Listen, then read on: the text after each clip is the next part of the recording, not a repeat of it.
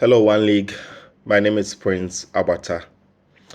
I'm the third son of my father, Emmanuel Abata, who hailed from a very traditional and yet conservative village in the southern part of Ghana, West Africa. I grew up in a family that valued tradition, such as massive respect for the elderly, and importantly, accepting that as the first son of my family, I am next in line after my father in order to protect, guide, and provide for the family. And these are the customs of a first son. The first son must lead by example by either getting married early, but more importantly, becoming successful, which is not an option. The first son must lead tradition and remain rooted to home and should remind siblings of the essence and importance of where we come from and the essence of our kinship, of our family, and that when we die, our bodies must be brought back home and buried where our ancestors were buried. And as a first son, I must remind everyone they need to always come back home wherever we find ourselves and give back to the same village and community that gave back to us. Growing up in a low-income part of the city when my father and parents relocated to the city for a better life after primary education, my dad sent me back to high school in my village so that I can not only get education but also learn more about my roots, my village. And so I did 4 years high school in that village. I returned back to the city in 2011 and graduated on top of my class in information technology in 2016. I could have graduated in 2015, but in 2015, I skipped a year due to traumatic experience. The trauma was from the loss of my best friend Michael on the 3rd of June 2015 in the most gruesome flood disaster that claimed the lives of more than 200 people. I survived this disaster, but I did lose my best friend.